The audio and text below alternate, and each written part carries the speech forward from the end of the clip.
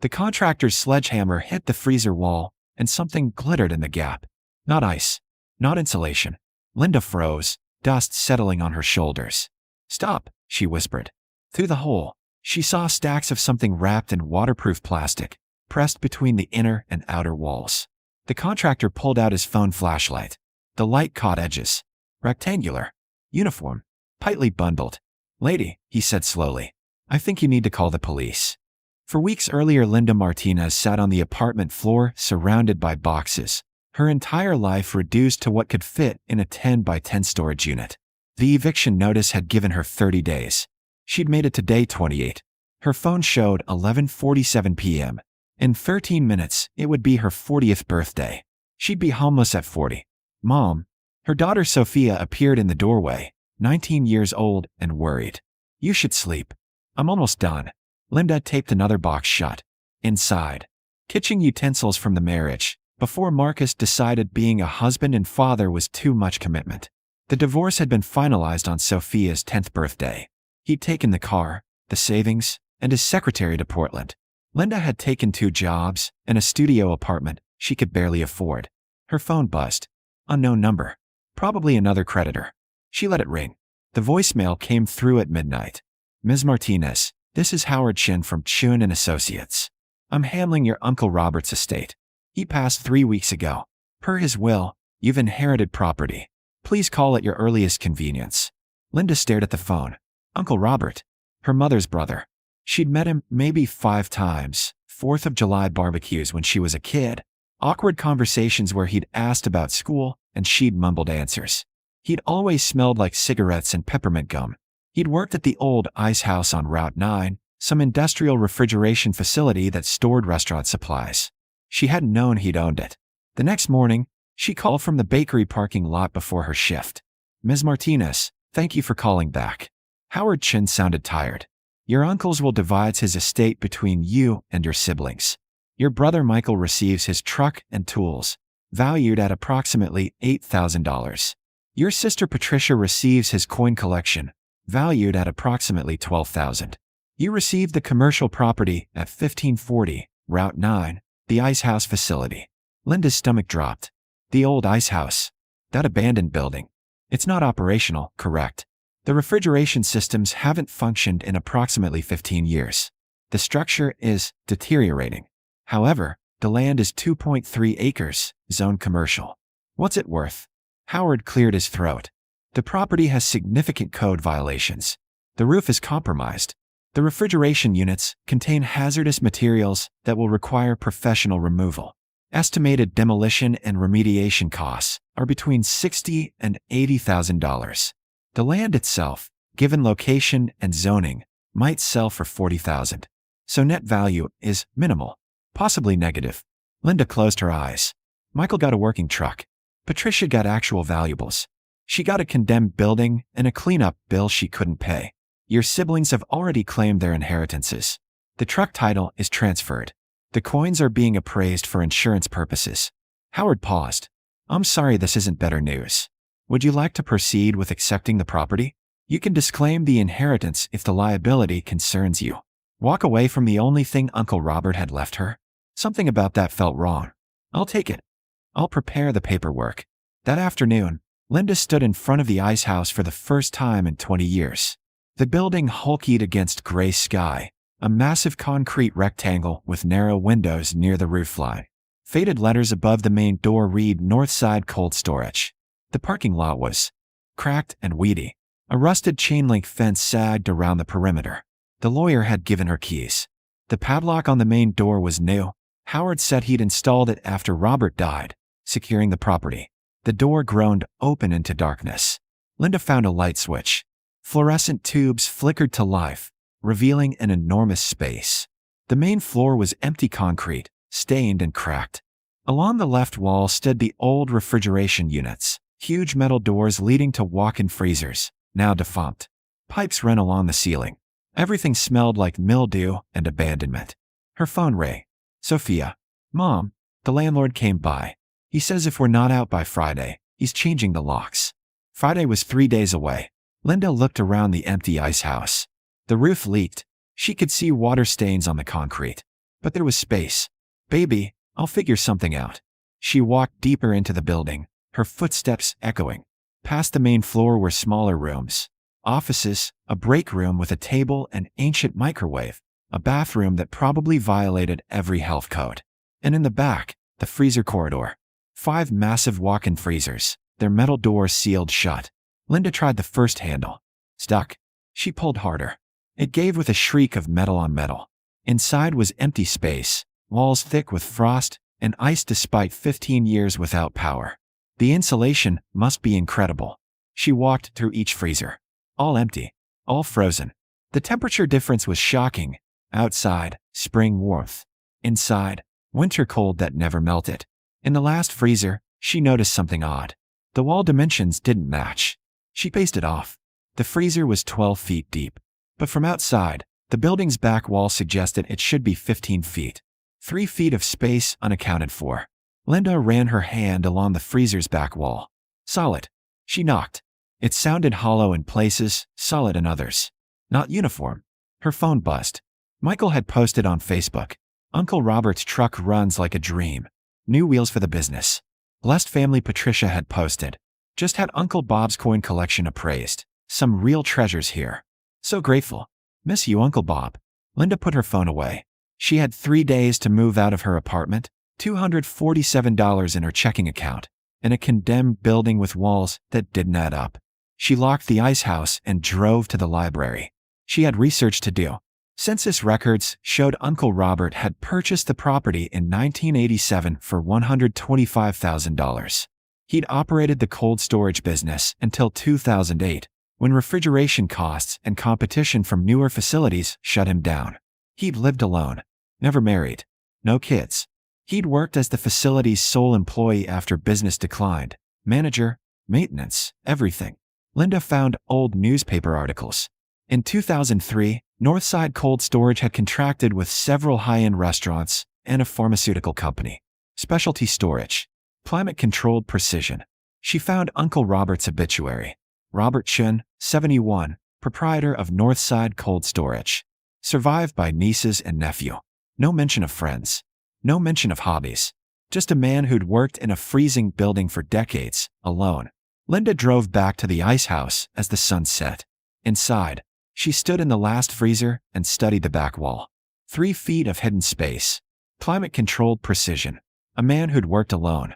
She pulled out her phone and called the first contractor in her search results. I need someone to open a wall, she said. How much would that cost? The contractor arrived Tuesday morning with a sledgehammer and a quote. $800. Linda countered with $400 and her wedding ring, 14-karat gold, small diamond, worth maybe $300 at a pawn shop. He looked at her face, dusty and determined, and agreed. Which wall? Linda led him to the last freezer. Even with the door propped open, her breath missed it. This one. There's space behind it. He knocked along the surface. You're right. Sounds hollow. Could be an old utility chase. Or a construction error. He positioned the sledgehammer. Ready. The first hit cracked the outer layer. Drywall and insulation exploded in a cloud of white dust. The second hit broke through completely. That's when Linda saw the glitter. Through the gap, shapes appeared. Wrapped packages. Stacked floor to ceiling. The contractor shone his phone light into the cavity. Lady, I think you need to call the police. Linda's hands shook as she dialed 911. The operator sounded skeptical until Linda said the word hidden and wall cavity and packages. Then the tone changed. 2 patrol cars arrived in 17 minutes. The officers entered the freezer cautiously, hands near their weapons. The younger cop examined the hole. Don't touch anything else, he said. We're calling the detective unit. Detective Sarah Vance arrived an hour later with a crime scene team. She was 50-something, gray-haired, with the weary look of someone who'd seen everything. She studied the wall cavity without speaking for a full minute. Open it wider, she said. The crime scene tech used a pry bar, carefully removing sections. The hidden space revealed itself, 3 feet deep, running the full length of the freezer wall. Stacked inside were packages wrapped in heavy plastic, each approximately the size of a brick. There were dozens of them, maybe hundreds.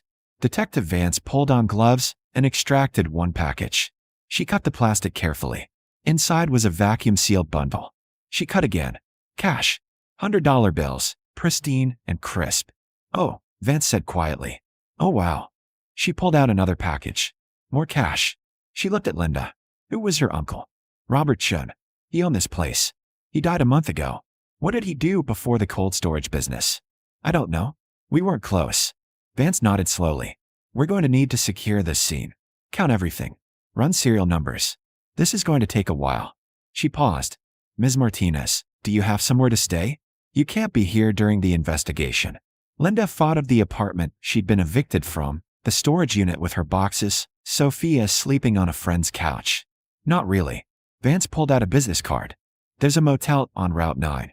Tell them Detective Vance sent you. Department will cover 3 nights while we sort this out. If you're following Linda's story, hit subscribe, because what the police found in that wall will change everything. The counting took 4 days. Linda sat in the motel room, watching news vans gather outside the Icehouse. The story broke on day 2. Massive cash hoard found in abandoned Icehouse. Reporters called her phone. She didn't answer. Detective Vance called on day 4. Ms. Martinez, can you come to the station? The interrogation room was small and beige.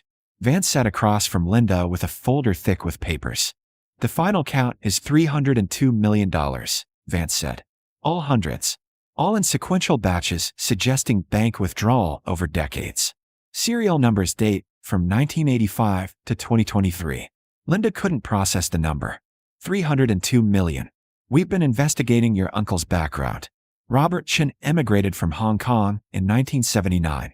He worked various jobs, restaurant work, construction. In 1985, he started making large cash deposits, purchasing cashier's checks, building capital. By 1987, he had enough to buy this property. Where did the money come from? That's the question. Vance opened the folder. We ran every database. No criminal record. No known associations with organized crime. No drug trafficking flags. Your uncle paid his taxes. Modest income reported from the cold storage business. He lived simply. Drove an old truck. Wore thrift store clothes. She paused. Ms. Martinez, your uncle was a ghost. Legally clean. Financially invisible beyond basic business operations. And somehow, over 38 years, he accumulated $1/3 billion in cash. That's not possible. Not legally. No, Vance agreed. It's not. But we can't find the crime. No evidence of trafficking, smuggling, theft, embezzlement, fraud. Nothing. It's the cleanest, dirty money I've ever seen. She leaned forward. Do you know anything about your uncle's activities? Anyone he associated with? Any stories your mother told? Linda shook her head. My mom died when I was 16. She didn't talk about Uncle Robert much. Just that he worked hard and kept to himself. Vance studied her. You didn't know about the money. I inherited a condemned building. My siblings got the actual valuables. About that. Vance pulled out another document. Your siblings are claiming the inheritance should be redistributed. They've hired a lawyer. They're arguing your uncle wasn't of sound mind, that the will is invalid. Linda laughed, a sharp, bitter sound. Of course they are. There's something else you should know. The cash isn't yours. Not yet. Maybe not ever. Treasury has opened an investigation. If they determine this is proceeds of crime, it gets seized. You'd get nothing. How long will that take? Years. Maybe a decade.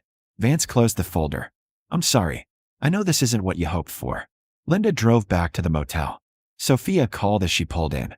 Mom, Michael and Patricia are all over Facebook saying Uncle Robert's money should be split 3 ways. They're saying you're being greedy. Patricia called me Sophia's voice cracked. They're being horrible. I know, baby. What are we going to do?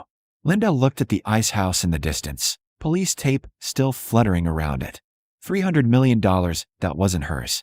Would never be hers. A fortune locked behind investigations and legal battles she couldn't afford to fight. I don't know, she admitted.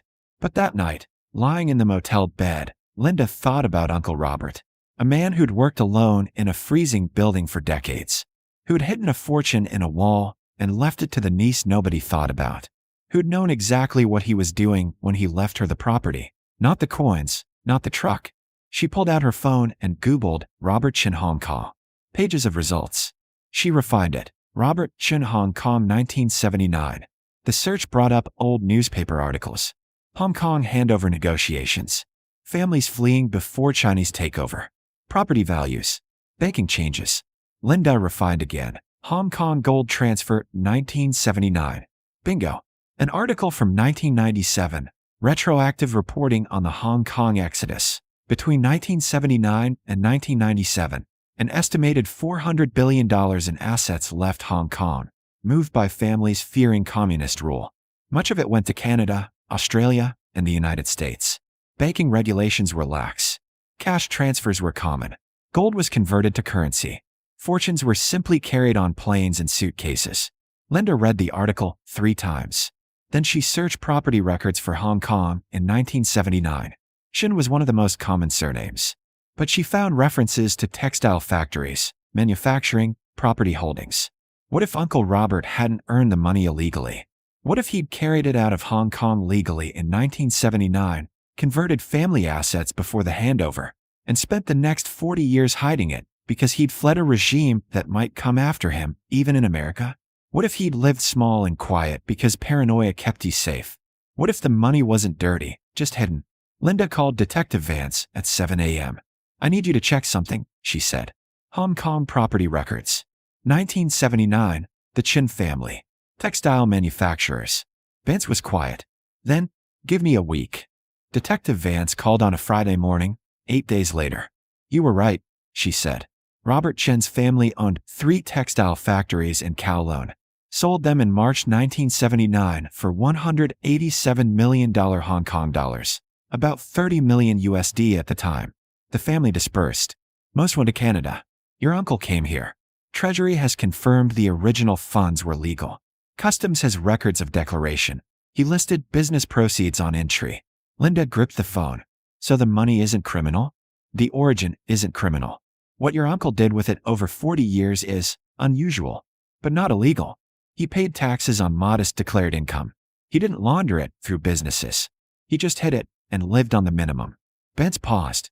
Treasury is closing the investigation. The money is legally part of his estate, which means, Ms. Martinez, it's yours. Linda sat down hard on the motel bed. Say that again. $302 million. After estate taxes, probably $210 million. It's yours. The courtroom was packed for the will contest hearing. Michael and Patricia's lawyer argued incompetence, undue influence, that the distribution was grossly unfair. Linda sat quietly in clothes from Target, her court-appointed defender barely prepared.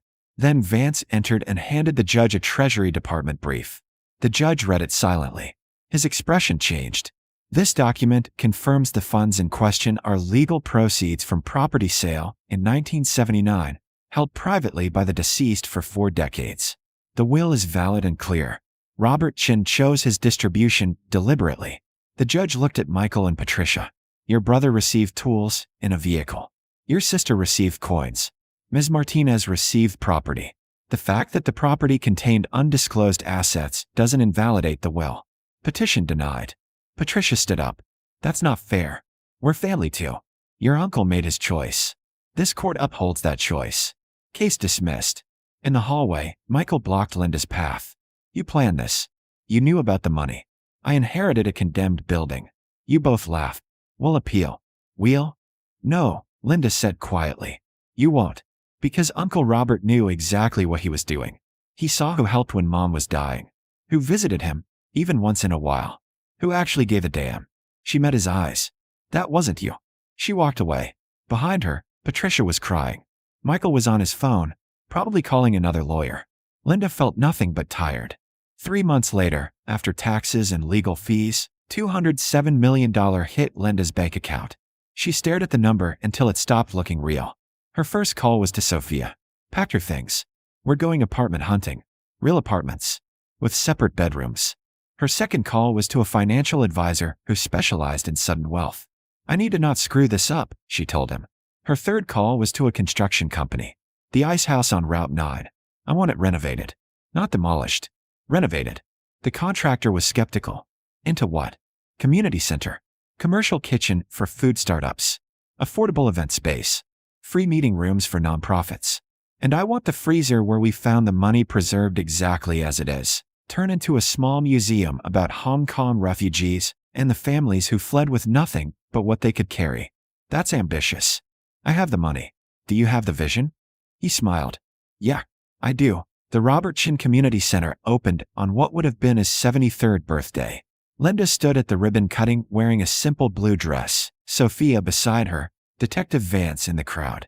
The local paper ran the story. No national news. Linda had learned to avoid cameras. Inside, the commercial kitchen was teaching knife skills to 3 aspiring caterers. The event space was booked for a quinceañera next weekend. And in the back, behind glass, the freezer wall stood partially open, packages of currency visible, with placards explaining the Hong Kong exodus, the Chin family factories, the journey of refugees who became invisible Americans. Michael and Patricia didn't attend. They'd stopped calling after the 4th lawyer told them appeals were pointless.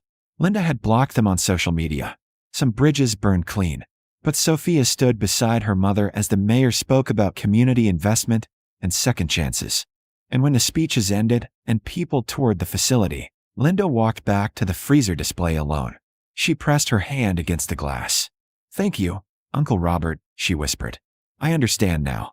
He'd carried his family's fortune across the ocean and hidden it for 40 years, not from greed, but from fear. Fear of seizure, of persecution, of governments that took everything. He'd lived small to stay invisible. And in the end, he'd left it all to the one family member who understood what it meant to survive on nothing, to be dismissed, to keep going anyway. That evening, Linda sat in her new apartment, a real 3-bedroom with a kitchen table and rooms for both of them. Sophia was in her bedroom, video chatting with college friends. She'd enrolled full-time, pre-med, no more community college juggling work schedules. Linda opened her laptop. The Robert Chin Foundation website was live.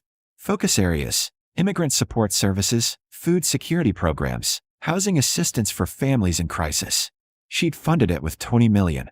The rest was invested conservatively, enough to live on, enough for Sophia's future, enough to help others quietly. Her phone buzzed. Unknown number. She almost didn't answer, but something made her pick up. Ms. Martinez?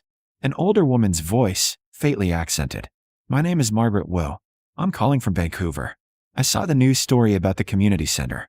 About Robert Chin. Linda's heart quickened. Yes. Robert was my cousin. Our families fled together in 1979. I thought he'd gone to California. I lost track. When I saw the story, I recognized the photo. That was our Robert. She paused. He saved the family money. Carried it out. We all thought it was gone. Lost. We rebuilt from nothing in Canada. He kept it safe, Linda said softly. For 40 years. He was always careful. Always quiet. We used to joke he could disappear in an empty room. Margaret's voice cracked. I wish I'd known he was alone. I wish I'd found him. He found me, Linda said. In his own way. They talked for an hour. Margaret shared stories. Robert as a boy in Hong Kong. Robert working in his father's factory. Robert's careful planning of the exodus. By the end, Linda understood him better. Not a criminal. Not a hoarder. Just a man protecting his family's last asset the only way he knew how. After they hung up, Linda walked to her window. The city lights spread below. Somewhere out there, families were struggling the way she had. Working 3 jobs. Facing eviction. Choosing between medicine and food. The foundation would help some of them. Not all. $200 million wasn't infinite. But enough to matter. She thought about Michael and Patricia, bitter and angry, convinced they'd been cheated. They'd inherited objects and resented her fortune. But they'd never understood what Uncle Robert was really giving her. Vindication. Proof that being overlooked didn't mean being worthless. That patient survival paid off. That the people who dismissed you could be wrong. Sophia appeared in the doorway. Mom? You okay? Linda smiled. Yeah, baby. I'm good. What are you thinking about? Hidden walls, Linda said. And what they protect. That night, she slept soundly for the first time in years. No eviction notices. No creditor calls. No panic about tomorrow. Just peace. In the morning, she'd go to the foundation office. Review grant applications. Meet with the construction team about Phase 2 of the community center. Live the life Uncle Robert had made possible. But tonight, in the quiet dark, she simply breathed.